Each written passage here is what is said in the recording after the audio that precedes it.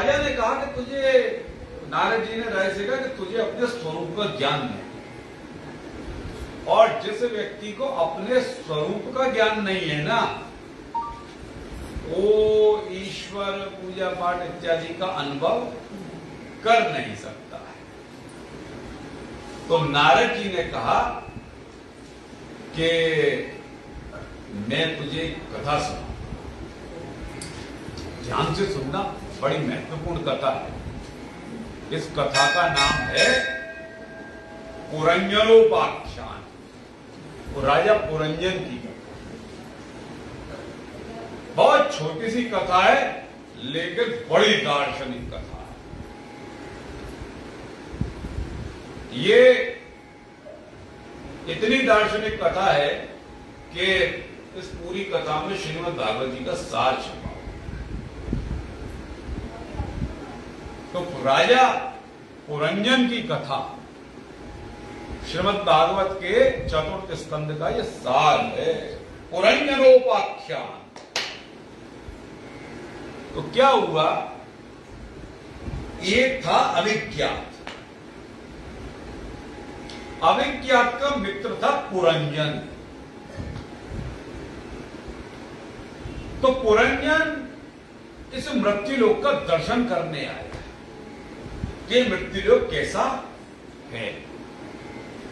जब वो मृत्युलोक में आया तो उसने एक नगर देखा। उस नगर के 9 द्वार थे और उस 9 द्वार वाले नगर की एक रानी थी, उसका नाम था पुरंजनी। वह पुरंजनी में मुग्ध हो गया। उसने पुरंजनी का जब रूप सौंदर्य देखा, वो उस पर मुग्ध हो गया और पुरंजनी को खुला प्रस्ताव दे दिया कि मैं तेरे से विवाह करना चाहता हूं, तू तैयार है क्या? पुरंजनी बोली, शादी के लिए तो मैं तैयार हूं, मैं तेरे से विवाह तो कर लूंगी, लेकिन मैं विदा होके नहीं जाऊंगी, तुझे घर जमाई बनना पड़ेगा। राजा ने कहा कि तेरा गोत्र क्या? बोले मुझे गोत्र नहीं पता। नहीं, तू किस कुल खानदान की है? बोले वो भी नहीं पता। बोला मैं फिर भी तेरे से विवाह करने को तैयार हूं। तो पुरंजय का पुरंजनी से विवाह हो गया। दोनों सुखपूर्वक रहने लगे। अनेक पुत्र पौत्रों का जन्म भी हो गया और सुखपूर्वक रहने लगे। पुरंजय का एक और राज्य था। उस राज्य पर एक चंडीवेग नाम का राजा हर बार आक्रमण करता,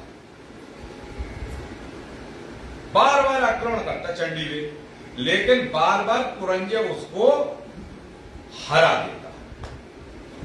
बार बार हमला करता, बार बार चंडीवेग को पुरंजय हरा देता।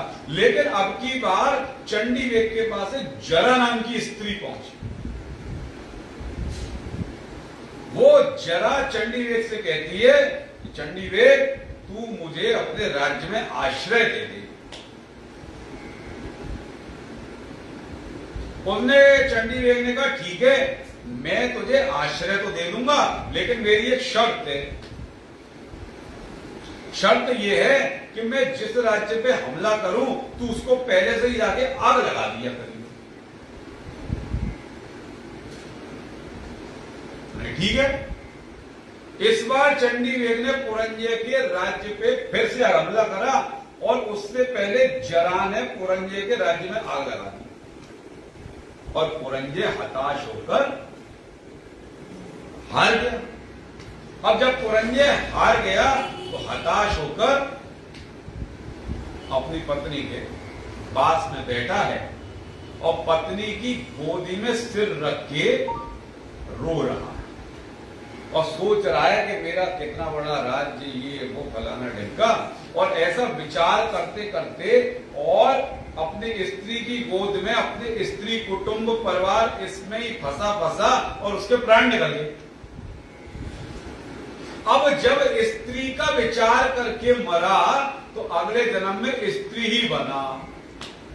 अंते जामती सा गति, ये भागवत जी कह रही है, जो सोच के मरोगे वो ही गति हो जाएगी। अंते जामति सा गति, अंत काल में जैसी मति होगी आपकी वैसी गति होगी।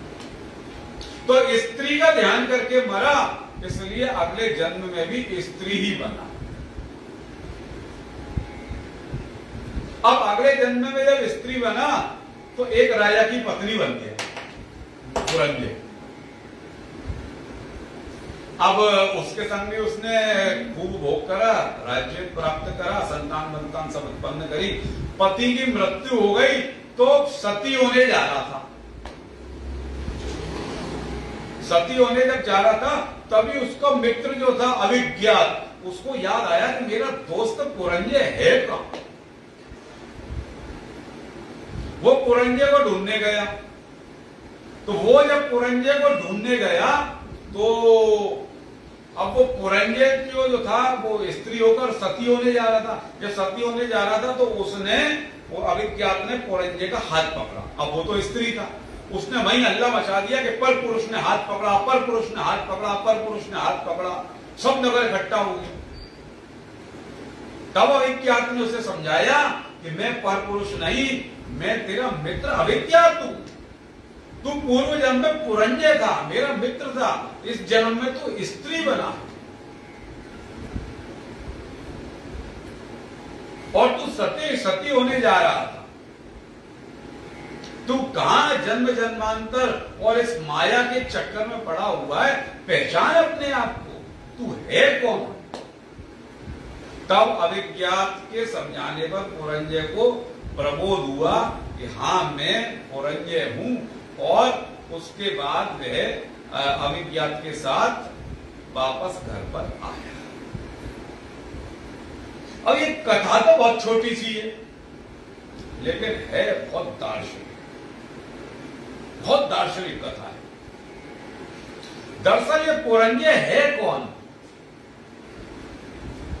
ये जो आत्मा है ना, यही पुरंजे है। अब ये अभिज्ञात कौन है? ये परमात्मा ही अभिज्ञात है। आत्मा अभिज्ञात रूपी परमात्मा से स्वीकृति लेकर इस मृत्यु लोक में आती है।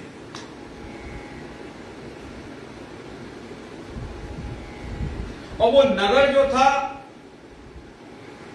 वो नगर क्या था? बोले ये शरीर ही वो नगर है। उसके भी 9 द्वार थे और इसके भी 9 द्वार है। अरे पुरंजनी कौन है? ये बुद्धि ही पुरंजनी है। वो पुरंजनी भी चंचला थी और ये बुद्धि भी चंचला है। कभी भी कुछ भी सोच लेती, कुछ भी बिना विचारे। आत्मा बुद्धि पर रीझ गई और इस शरीर को ही अपना निवास बना बैठी। आत्मा बुद्धि पर रीझ गई और इस शरीर को ही अपना निवास बना बैठी। वो चंडी वेग कौन है? काल ही चंडी वेग। और ये जरा कौन है? ये बुढ़ापा ही जरा है। एक दिन जरा आती है और इस शरीर को घेर लेती।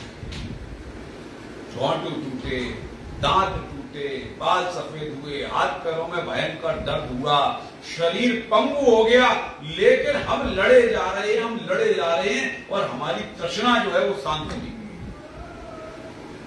हम बुढ़ापे में आ गए, जरा ने हमको घेर लिया, जरा ने हमको घेर लिया। काल हमारे निकट है, लेकिन हमारे मन में से राग और द्वेष निकल गए, न मोह हमसे छूट रहा है। एक दिन जब काल आएगा, इस शरीर को जकड़ लेगा और शरीर छूट जाएगा। फिर हम जन्म लेंगे, फिर शरीर छूटेगा, फिर जन्म लेंगे, फिर शरीर छूटेगा। इस जन्म जन्मांतर के बंधन में हम पड़े रहेंगे। लेकिन अंत में जब अभिज्ञात आएगा, अर्थात परमात्मा, उसी को हम अवतार, किसी ना किसी रूप में हमारे पास प्रतिदिन महीने में, वर्ष में कोई ना कोई एक अवतारी शक्ति आती है, हमें दिशा देकर जाती है, लेकिन हम उसकी दिशा को कैच नहीं कर पाते।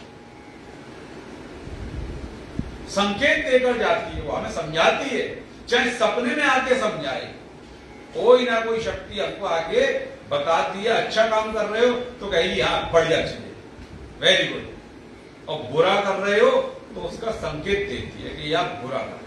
कोई ना कोई शक्ति आकर आपको प्रबोध कराती। और जब अविज्ञात रूपी परमात्मा पुरंजनी रूपी इस शरीर का बोध करा देता है, उसी को फिर मोक्ष कहते हैं। और जन्म जन्मांतर के विषयों से मनुष्य हमेशा के लिए मुक्त हो जाता है। अब ये कथा तो बहुत छोटी है, लेकिन बहुत दार्शनिक। हालांकि गुरुदेव भगवान इस बात को कहते थे कि ये कथा कम से कम 6 महीने की, वो तो मैंने आपको नट शहर में सुना दी है। बहुत दार्शनिक, 6 महीने तक चलने वाला प्रसंग है, आत्मा और परमात्मा को विषय को लेकर 6 महीने तक ये कथा चलती रही, पर कथा खत्म नहीं हुई। संक्षेप में मैंने आपको नट शहर में सुनाई है, और है बड़ी इसमें रहस्य और गुण वाली। ये पुरंजन